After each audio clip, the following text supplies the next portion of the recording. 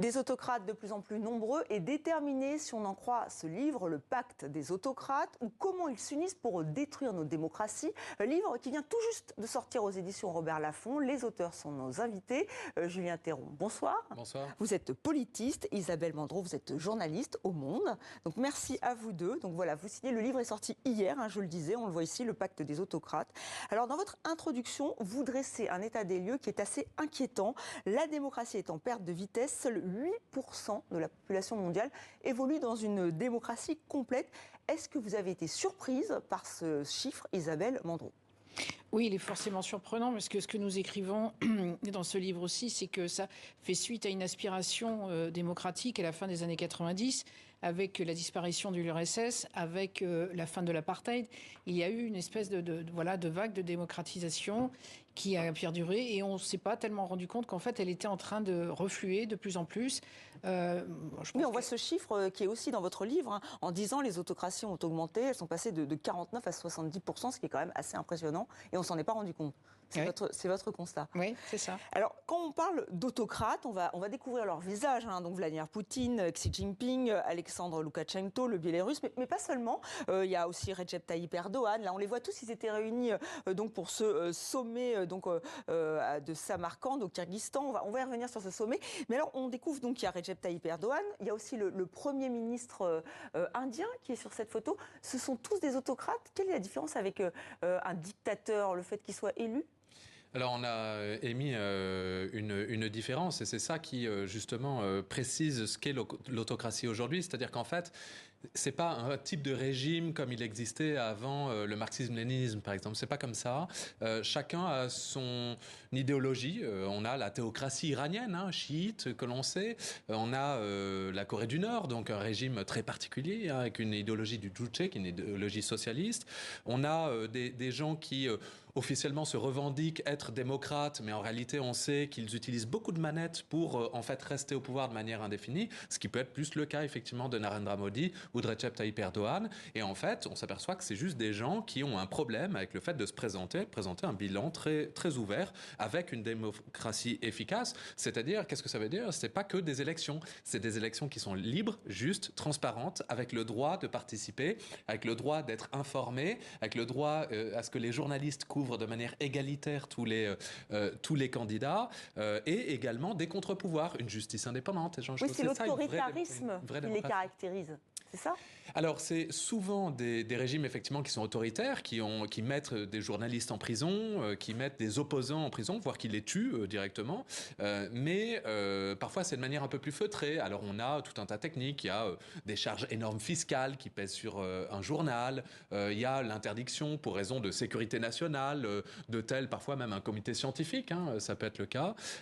Et en réalité, on consolide un pouvoir qui n'a pas vertu à changer. D'ailleurs, ils appellent en général ça la stabilité.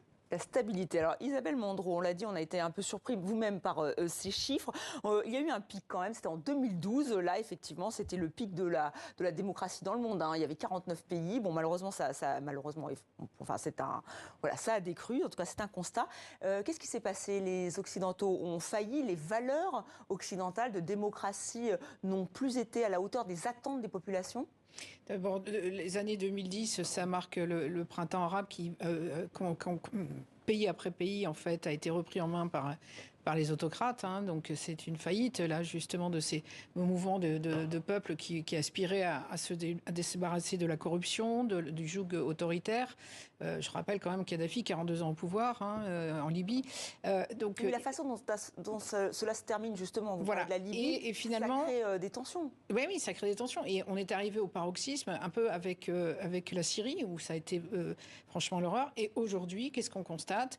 Moi, il y a quelque chose qui me frappe énormément, c'est que la Tunisie vient de rétablir le premier pays arabe à s'être soulevé avec une aspiration très nettement démocratique, et a aujourd'hui rétabli ses liens diplomatiques avec la Syrie. Et puis on dénonce ce qui est quand même, la Syrie, c'est quand même le must. Ah oui, je parlais de la Tunisie.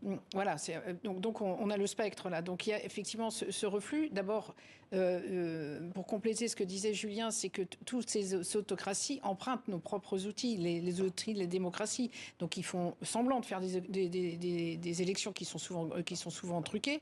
Ils neutralisent leurs opposants la plupart du temps, mais ils font toujours semblant. Donc ils ont des médias en apparence, mais qui sont des médias aux ordres.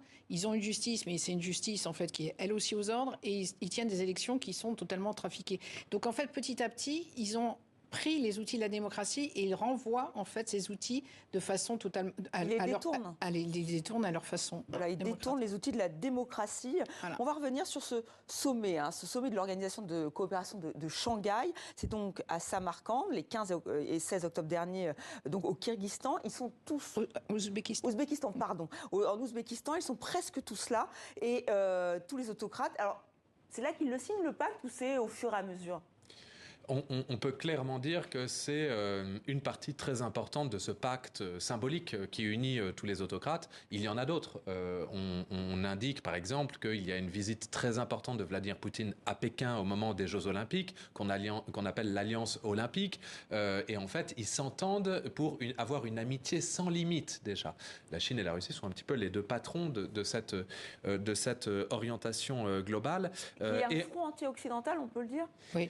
Oui, on peut le dire, même si c'est pas unifié. Mais vous savez, même au temps de la guerre froide, le socialisme n'était pas unifié. Il y a eu des guerres entre le Vietnam, qui était soutenu par l'URSS, et le Cambodge, qui était soutenu par la Chine maoïste. Donc, c'était pas unifié non plus. Mais aujourd'hui, on s'aperçoit qu'effectivement, en tout cas, une des caractéristiques de toutes ces alliances, qu'elles soient bilatérales, régionales ou globales, c'est effectivement d'être passablement anti-occidentales. Mais je voudrais rebondir, si vous voulez bien, sur un point qui est important. Vous mentionniez les valeurs occidentales vis-à-vis de la démocratie. Alors c'est vrai que c'est très important pour nous occidentaux, mais ce que je veux souligner, c'est que la démocratie n'a rien à voir avec un aspect culturel qui serait occidental, ni historique.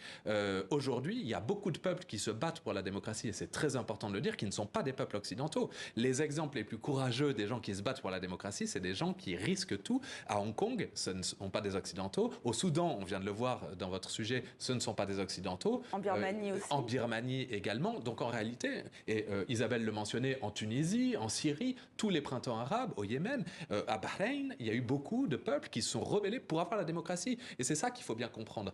Les leaders autocrates prétendent que ce serait quelque chose d'occidental, mais en réalité, tous les peuples veulent décider pour avoir leurs propres gouvernants qui sont les plus efficaces avec des élections libres et justes. Alors vous l'avez dit, il y a ce duo entre Moscou et Pékin, et pourtant leurs statuts sont totalement différents, parce qu'aujourd'hui, avec la guerre en Ukraine, la Russie est devenue un État paria, alors pour les Occidentaux évidemment. La Chine, elle est courtisée. On a vu vraiment énormément de chefs d'État. Le dernier en date, c'est Lula, mais il y avait aussi Emmanuel Macron il n'y a pas si longtemps. Est-ce que ça peut créer des tensions entre ce couple, ou alors ils peuvent en jouer comme ils ont joué avec les outils de la démocratie ?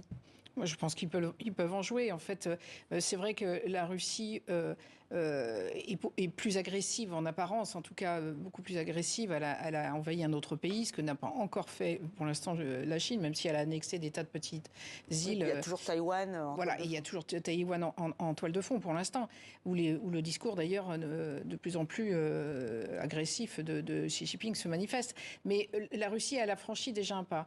En revanche, la Chine, pour l'instant, elle doit faire attention au commerce, mais en fait, elle a un taux de pénétration maintenant, et on l'a vu en Amérique du Sud, on le voit en Afrique, etc., qui est très très important via le commerce. Mais il n'y a pas seulement que le commerce qui y arrive avec la domination chinoise. Il y a tout le reste. Il y a les médias, il y a la propagande. Tout ça aussi fait partie, même les conseillers militaires chinois aussi qui arrivent dans les bagages du commerce, si je puis dire. Donc, en fait, ils ont un objectif commun, et toute l'entreprise que nous avions à cœur de démontrer dans ce livre, c'est comment ils s'agrègent. Xi Jinping et Poutine aussi ont des parcours assez similaires quand même. Ils viennent tous les deux de pays. Voilà, ils se comprennent. Ils parlent un langage commun. Il n'y a pas un danger. On a dit que les Occidentaux s'étaient fait duper par Vladimir Poutine, par son discours. Est-ce que là, il n'y a pas le danger que le scénario se répète avec la Chine ? Le fait est que les Occidentaux sont restés très très passifs très très longtemps. Ce qui arrive aujourd'hui en Ukraine, en fait, était en préparation quand même depuis des années. On ne peut pas dire qu'on découvre aujourd'hui Poutine. Ça fait 20 ans qu'il est au pouvoir. Ça fait 20 ans qu'il menace. Ça fait 20 ans qu'il a envahi d'autres pays. Ça fait 20 ans qu'il a manifesté beaucoup de choses. Et ça fait 20 ans qu'il a infiltré les pays occidentaux et particulièrement l'Europe. On l'a vu, évidemment, avec l'ingérence américaine, mais pas seulement. Donc, on le connaît. Donc, jusqu'à présent, les Occidentaux privilégiaient quand même en se disant, justement, le commerce, en disant, ça finira par annihiler un peu toutes les différences. Mais non, justement. Alors, et pourtant, c'est ce qui se fait un peu avec la Chine. Juste, je voudrais revenir sur des acteurs où là, c'est beaucoup moins clair, leur position, l'Inde et le Brésil. Lula a eu des mots très durs contre l'Ukraine. L'Inde, d'un côté, partenaire important pour les États-Unis, mais de l'autre, l'Inde fait partie de cette organisation de Shanghai. Comment expliquez-vous ça? Alors, je réponds pour le Brésil, tu réponds pour l'Inde peut-être. En fait, pour le Brésil, en fait, Lula vient de la gauche, la gauche qui est encore marquée par l'anti-impérialisme américain, ça c'est un fait. Mais il fait partie aussi des BRICS, donc il connaît très bien, puisqu'il a été président par le passé, Lula, il connaît très bien Poutine, il connaît aussi Xi Jinping, ce sont des partenaires pour lui, et il a besoin de ses partenaires. Donc, et puis, c'est un partenariat à géométrie variable. Ils sont contre les Occidentaux? Pensant que ils sont un peu opportunistes, et le Premier ministre indien et Lula, non? Non, je pense que ça correspond aussi. C'est-à-dire que l'Ukraine, c'est pas la priorité de M. Lula, visiblement, quoi.